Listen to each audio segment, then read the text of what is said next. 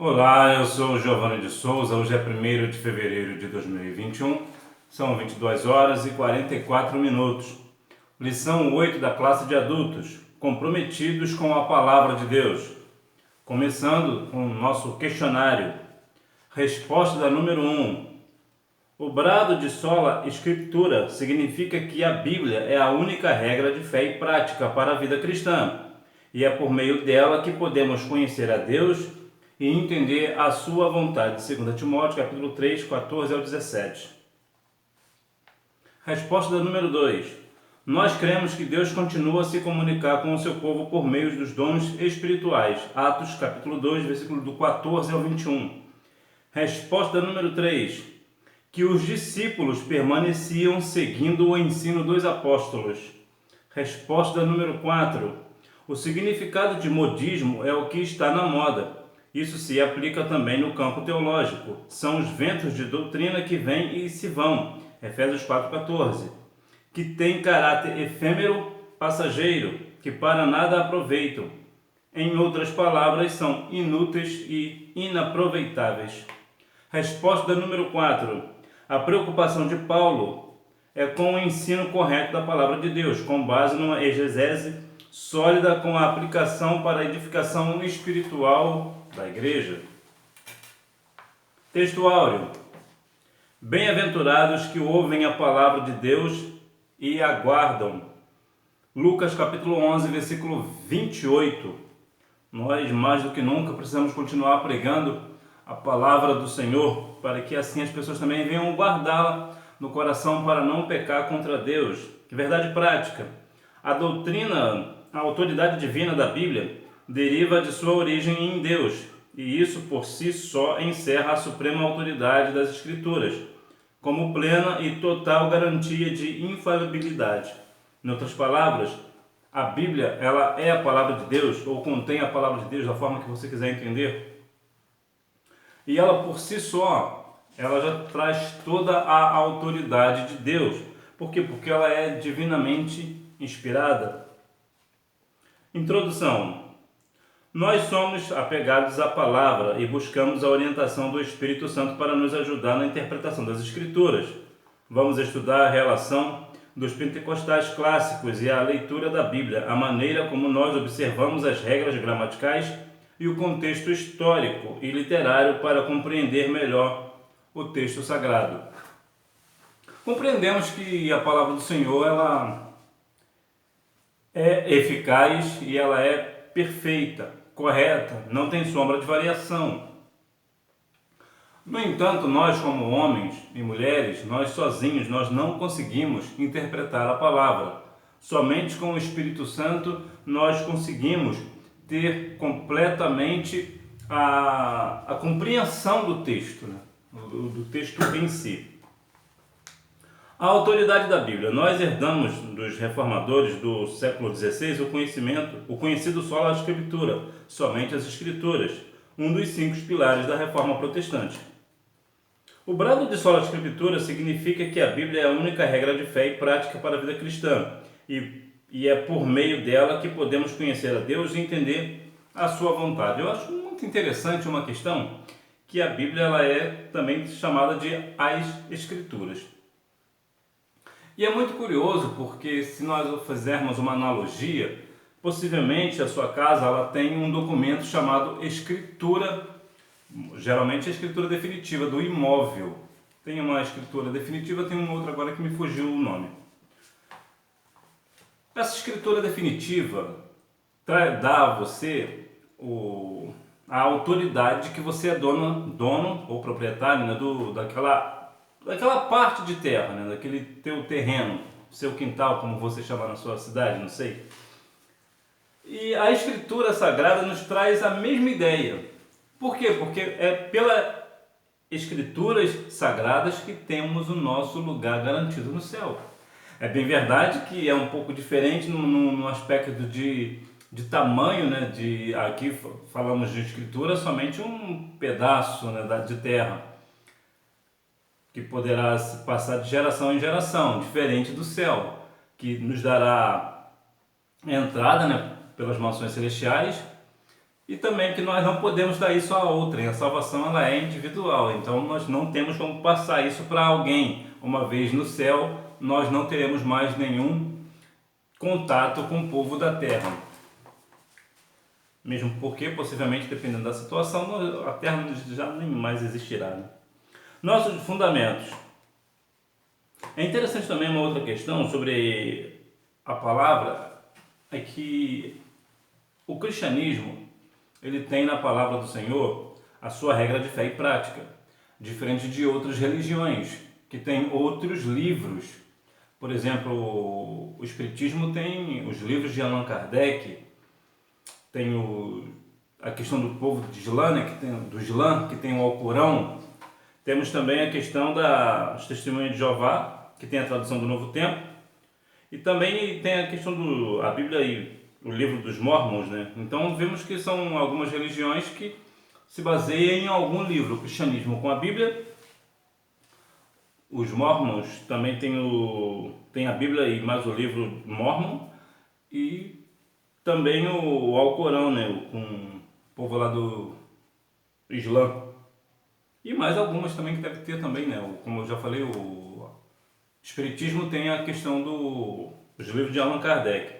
Somente para lembrar que, infelizmente, o Brasil é o país mais espírita do mundo, com cerca de 2% de sua população espírita. Nossos fundamentos. Os pentecostais ainda são vistos por alguns não pentecostais e cessacionistas como um movimento que baseia suas crenças e práticas nas emoções e ensina a crença no canão aberto. São interpretações equivocadas a nosso respeito. Nós cremos que a revelação canônica se encerrou com os apóstolos do Novo Testamento. A nossa fonte de autoridade é unicamente a Bíblia, conforme a declaração de fé das Assembleias de Deus. A Bíblia é a nossa única regra de fé e prática. Não necessitamos de uma nova revelação extraordinária ou pretensamente canônica. As pessoas cessacionistas são aquelas pessoas que acreditam que os dons espirituais cessaram no primeiro século. Não é o caso. Nós acreditamos que o Espírito Santo continua atuando na Igreja Santa do Senhor, com o batismo com o Espírito Santo, renovando o povo. No movimento pentecostal, o Espírito Santo continua atuando, né? Então nós não precisamos de uma nova revelação ou coisa do tipo. Temos a palavra do Senhor, temos o Espírito Santo conosco. Então, nós não precisamos de uma outra situação. A Bíblia continua sendo a nossa única regra de fé e prática. Não somos deístas. Deísmo é a doutrina que afirma a existência de Deus, mas que ele está muito longe de nós e não se envolve com os assuntos humanos. É como um relojoeiro que dá corda a um relógio e esquece-se dele. Nós somos teístas, isto é, cremos que Deus não está longe de cada um de nós. Bom, nosso Deus é um Deus sempre presente na hora da angústia, como diz Salmos 46:1. O Senhor, ele quer sempre ter uma intimidade conosco. O Senhor Deus, ele sempre procurou ter contato com o homem, desde sempre. Como desde o jardim, né, no Éden, até os dias atuais, o Senhor continua com as suas formas, as suas maneiras de nos atrair, como diz Jeremias 31:3, com amor eterno te amei, com benignidade te atraí. Então vejamos que a ideia de que Deus está longe de nós é completamente equivocada. Jeremias, capítulo 29, versículo 29, nos traz... Não é Jeremias.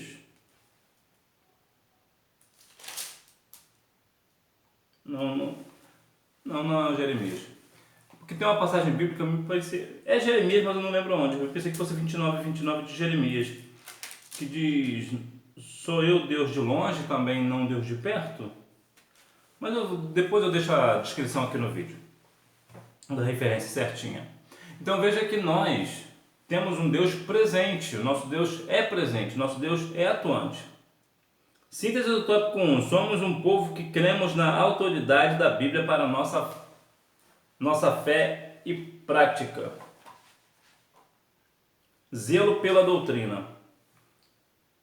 O zelo pela doutrina tem ligações com a apologética cristã. Desde muito cedo, na história, a igreja percebeu que a Bíblia precisa ser interpretada para que os crentes conheçam melhor o pensamento bíblico e a doutrina da igreja. Os credos e as confissões de fé são documentos produzidos pelas igrejas com esse propósito. Ensino ou instrução. A palavra doutrina vem do latim doutrina, que literalmente significa ensino ou instrução, mas o termo apresenta vários níveis de significado de acordo com o seu contexto, quando o texto sagrado expressa e perseveraram na doutrina dos apóstolos. Isso significa que os discípulos permaneciam seguindo o ensino dos apóstolos. Nesse caso, a palavra doutrina significa ensino, instrução. Estamos nos referindo aos ensinos bíblicos. Quando vemos muitas das vezes pessoas falando sobre a questão da doutrina, as pessoas costumam fazer confusão entre doutrina e costume. Há uma diferença bem gritante. O costume, ele é humano. A doutrina, ela é bíblica. Ou seja, a doutrina é ensinamento bíblico, é o que se extrai da palavra do Senhor. Costume é uma forma como, por exemplo, como as pessoas se vestem. Por exemplo, as pessoas que se vestem no Brasil são completamente diferentes do povo da África, só para dar um exemplo, ou da Escócia. Então veja que as pessoas têm formas diferentes de se vestir. Lembrando que costume não é somente a questão de vestes, tem uma série de outras situações. Eu estou falando somente das vestes porque geralmente é o que geralmente os pastores falam mais, né? Então veja que a pessoa que se veste aqui são diferentes. Agora imagina, você não consegue dar uma doutrina falando de costume na Escócia com o mesmo pensamento do Brasil. Vai dar um nó na cabeça deles lá, eles não vão compreender. Até porque na Escócia, por exemplo, os homens usam saia, né? Só para se ter uma ideia de situações são diferentes. Costumes são diferentes, ou seja, o costume é humano, é o homem quem cria, é a cultura do homem. Já a doutrina, ela é bíblica. É verdade que a doutrina bíblica nos ensina como se portar, né? Como se vestir.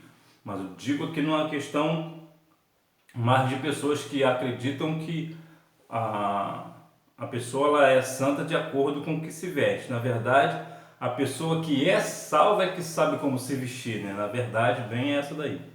O conteúdo da fé. A palavra doutrina se aplica também a um corpo básico e coerente do ensino cristão, como os credos. Trata-se de um ensino sistemático sobre os dados da revelação. A fonte do conteúdo doutrinário é a própria palavra de Deus, auxiliada pela experiência cristã e com a ajuda do intelecto humano.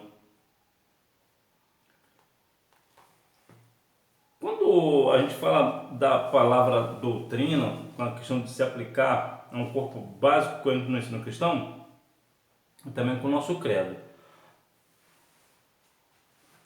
A palavra de Deus, ela é a nossa fonte de inspiração. A Bíblia fala em Romanos capítulo 10, versículo 17, que a fé vem pelo ouvir e o ouvir pela palavra de Deus. Quando nós ouvimos a palavra, gera em nós fé. Não é somente apenas ouvir, né? Porque aí daria a ideia de que basta um homem ouvir alguma coisa que vai gerar fé, ou somente nele. Não, a fé vem pela palavra.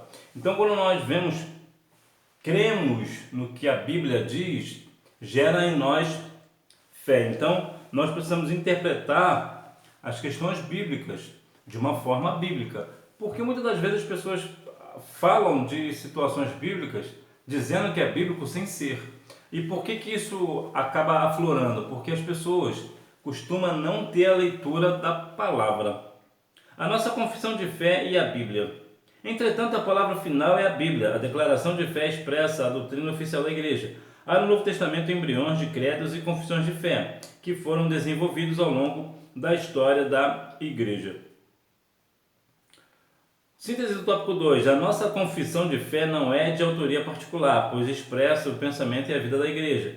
Esse documento é submetido às Escrituras e está em conformidade com elas. Pois bem, a nossa confissão de fé é a palavra, é a Bíblia. Entretanto, há no nosso meio as questões sobre... Vou até falar aqui um pouco da questão do regimento interno, do próprio estatuto da igreja. Ele é criado pelo homem através da palavra. Assim como é a questão das vestimentas. Por exemplo, a sua igreja, de repente, tem um costume diferente da minha, apesar de também ser a Assembleia de Deus. Ou mesmo se você for de outra denominação, você vai ver que algumas questões que tem na Assembleia de Deus não tem na Batista, não tem na Presbiteriana, na Deus e Amor e por aí afora. São diferentes. Por quê? Porque isso faz parte do regimento interno. Dá um exemplo mais prático. A Bíblia diz que nós precisamos nos vestir moderadamente. O que é ser moderado? Aqui é o ponto. Uma igreja vai dizer que moderado é se vestir assim e a outra igreja vai dizer que moderado é de uma outra forma. Então, com base nisso, eles criam o estatuto da igreja, ou o regimento interno, e diz, e passa para os membros, o nosso moderado é assim, a gente precisa se vestir assim e ponto. Por quê? Porque a Bíblia diz que nós temos que ser moderados, então nosso moderado é aqui. Então, há questões, e vamos falar um pouco sobre a questão de vestimentas, vai falar muito porque é o ponto principal em questões de costumes no Brasil, as vestes. Por quê? Porque tanto a parte feminina como a masculina precisa ter cuidado no que vai se vestir, para que assim não venha fazer outra pessoa pecar. Então nós precisamos vigiar nisso, nós precisamos vigiar nesse negócio. Cuidado quanto aos modismos. O nosso cuidado com a doutrina deve ir além de combate aos modismos e servir para defender a nossa fé das seitas e heresias, refutar os erros que se opõem aos ensinos bíblicos e persuadir os contradizentes para que eles se convertam ao Evangelho. Devemos fazer o melhor para Deus. Vira e mexe aparece uma moda nas igrejas evangélicas, principalmente aqui no Brasil. Parece alguém ditando uma regra nova, uma doutrina nova, que certamente não é bíblica. Dificilmente uma doutrina nova ela é bíblica, mas é claro, se ela for bíblica, ela é aceita, ela é bem-vinda. Mas geralmente esse modismo, essas pessoas que estão chegando agora, às vezes vem até com uma bagagem até equivocada, né, de pastores. Não, ele é pastor nos Estados Unidos, é pastor não sei aonde, está vindo para cá visitar a gente, vem com uns costumes estranhos, com umas doutrinas até mesmo antibíblicas.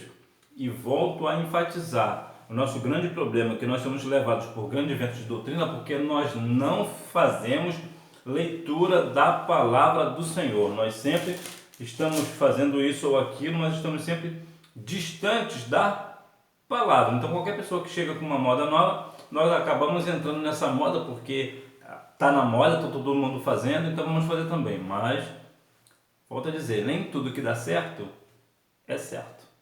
Modismos. Essa palavra traz a ideia do que está na moda. Isso se aplica também no campo teológico. São os ventos de doutrina que vêm e se vão, que têm caráter efêmero, passageiro, que para nada aproveitam. Em outras palavras, são inúteis e inaproveitáveis. Veja que a questão da vestimenta, olha como é que cabe bem aqui. A gente está falando aqui um pouco de vestes, olha como é que cabe bem. Eu acabei de dizer que a questão do modismo é aquela moda que chega e depois vai embora. As pessoas chegam com uma moda nova, criam uma teologia nova, não sei da onde que tiram, e muitas pessoas vão naquela moda e depois se esquecem. Não é a mesma forma com a moda que eu digo de se vestir. Chega uma moda nova, as pessoas se vestem daquela maneira e de repente vem uma nova moda, as pessoas já mudam os trajes, até porque se você, dependendo da sua idade, você vai ver que a diferença entre o brega e o chique é o tempo. Outrora, em 1970, por exemplo, as pessoas tinham uma moda que se hoje fosse usar, as pessoas de hoje vão achar brega. Mas lá em 2040, 2050, as pessoas de 2050 vão achar a moda de hoje brega. O que faz a diferença entre o brega e o chique é o tempo. Então veja que é um pouco diferente na questão bíblica, porque independente do tempo, a palavra do Senhor ela é sempre atual, diferente da moda. A moda hoje ela dita uma coisa e depois ela dita outra, ela diz outra coisa. E a propósito, qual é a sua moda de se vestir? Procura apresentar-te a Deus aprovado. Essa qualificação vem do Espírito de Deus. Apresentar-se a Deus aprovado significa estar disponível. testado e aprovado por Deus e reconhecido pela igreja. Desde muito cedo na história do cristianismo que a igreja precisou enfrentar uma avalanche de heresias e aberrações doutrinárias ensinadas pelos falsos mestres. Os maus obreiros e obreiros fraudulentos serão desmascarados e reprovados.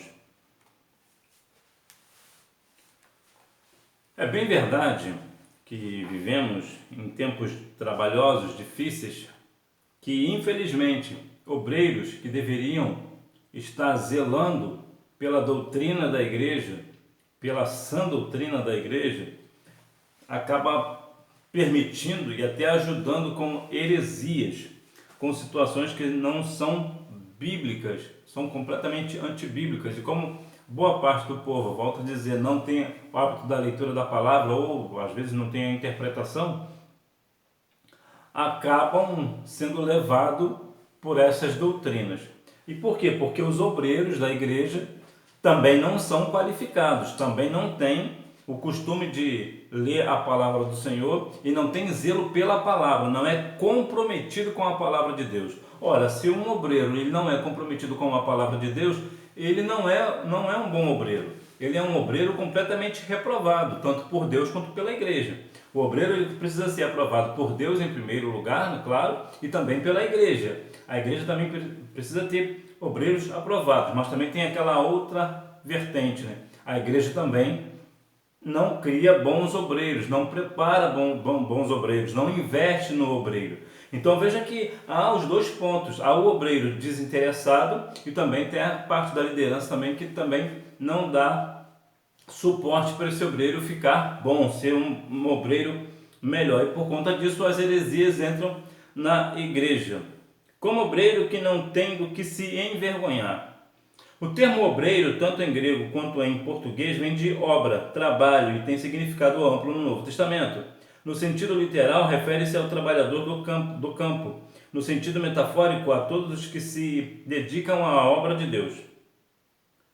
E de maneira geral, aos apóstolos e demais oficiais da igreja. A nossa declaração de fé afirma: o termo obreiro é genérico e usamos praticamente para todos os cargos e funções na igreja.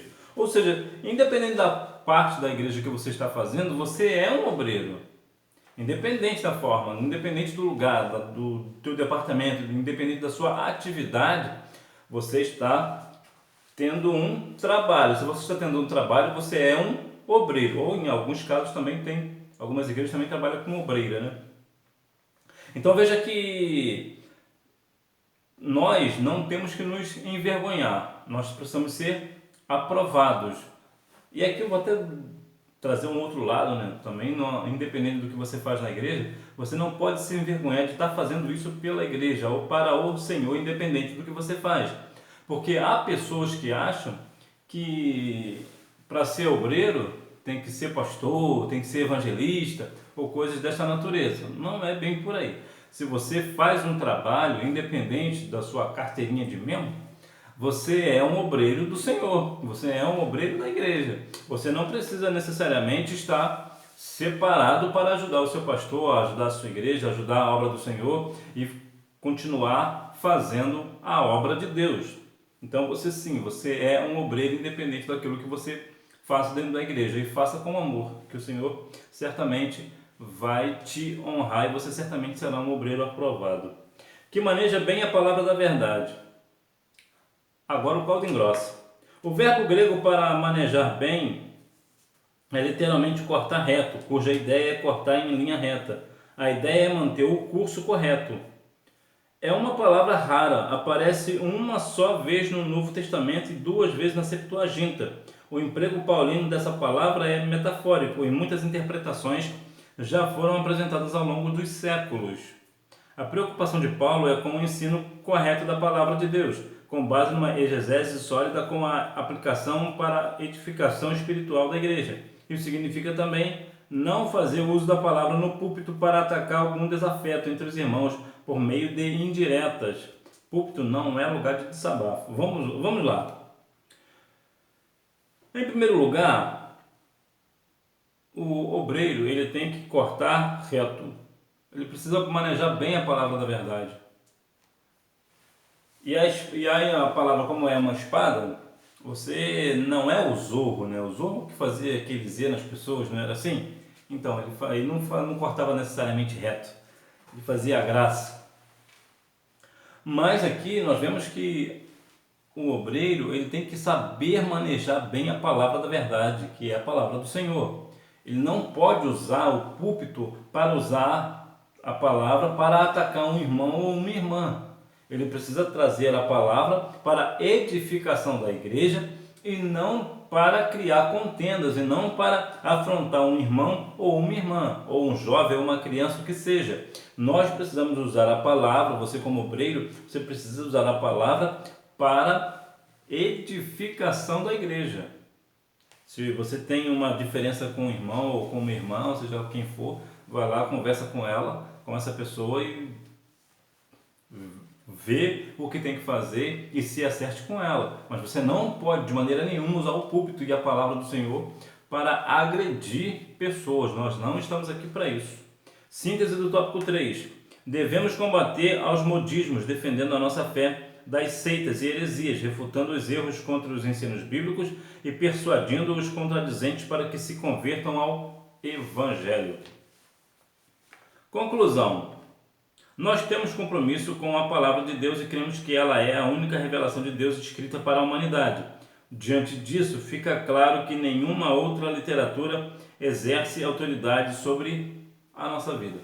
Não há nenhum outro livro na face da Terra que vá nos dizer o que fazer.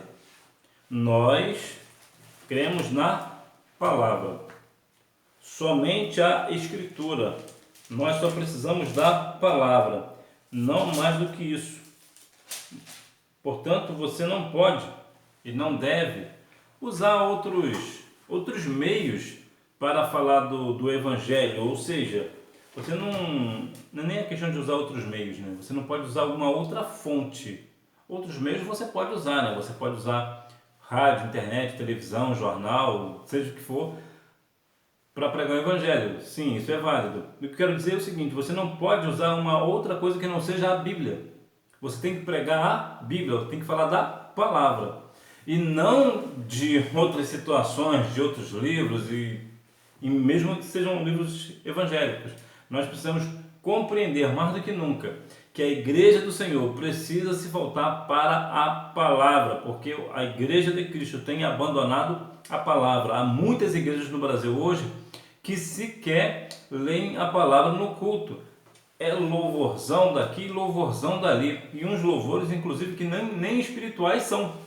Porque se for um louvor espiritual, é válido. Mas muitos deles nem são espirituais. Na verdade, muitos dos louvores põem o homem no centro ao invés de colocar Jesus no centro. Então veja que nós estamos diante de um grande desafio, que é continuar falando a verdade da palavra. Ela é a nossa única regra de fé e prática. Então que nós venhamos a cada dia mais sermos comprometidos com a palavra de Deus, para que assim a nossa nação venha a ser salvos pela palavra. Que Deus em Cristo continue abençoando a sua vida, que você tenha uma boa aula e não deixe de ir à Escola Bíblica Dominical, até porque quem faz a escola é o aluno. Tchau!